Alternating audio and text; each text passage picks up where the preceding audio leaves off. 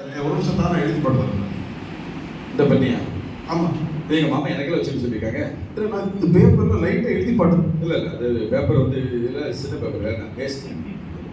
இது எனக்குன்னு எங்க மாமா வாங்கி கொடுத்தாங்க. இந்த பெண்ணை நான் தான் பயன்படுத்தணும்னு பர்டிகுலரா எனக்கு சொல்லியிருக்காங்க. சின்ன வயசுல இருந்து நம்ம ஒன்னோட செஞ்சுட்டு இருக்கோம். நம்ம காலையில என்ன சாப்பிட்டேன்? 2 இட்லி, 1 பூரி, 3 வடை. நான் 3 வடை, 1 பூரி, 2 இட்லி சாப்பிட்டேன். என்ன பண்ணி சாப்பிட்டீங்க? சின்ன வயசுல இருந்து அப்படிதான் பண்ணிட்டு இருக்கோம். ஆமா, 8th ஸ்டாண்டர்ட்ல கணக்குல நீ முட்டை நானும் முட்டை. யாரும் கேட்கல. கேட்டா பிரச்சனை இல்லடா. அந்த அளவுக்கு நம்ம ஒற்றுமையா இருக்கலடா. பேர்ல தானா எழுதி போட்டு இந்த பெண்ணை மட்டும் கேட்காது ஜோஸ். ஏன்னா இது மாமா எனக்கு வாங்கி கொடுத்துருக்கேன் பாரு. நான் என்ன சொல்றேன்னா, மாதிரி பார்த்துட்டு இருக்கேன் ரோட்ல போற பையன்லாம்.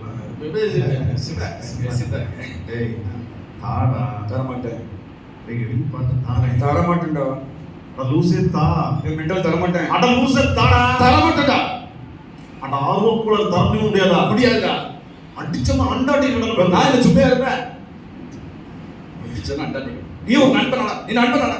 உன் கூட நான் செத்தா பேச மாட்டேனா? நீ செத்த பேச மாட்டேன். செத்த பேச மாட்டேன். அப்படிதானே? ஆமா. நான் உயிரோடு இருக்கிறவரை பேச மாட்டேன்டா. எனக்கு என்ன பேச தெரியாது.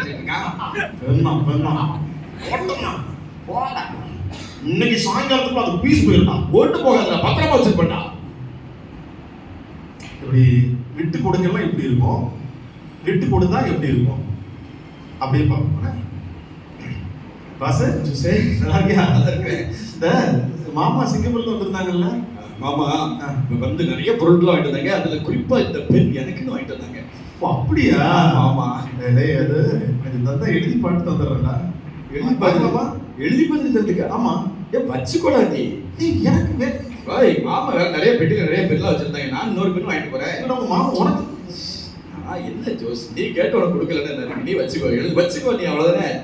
இது இன்னொரு பெண்ணாலும் மாமாட்ட வாங்கிட்டு ஒரு பாக்கெட் ஃபுல்லா பெண் வாங்கிட்டு வந்திருந்தாங்க.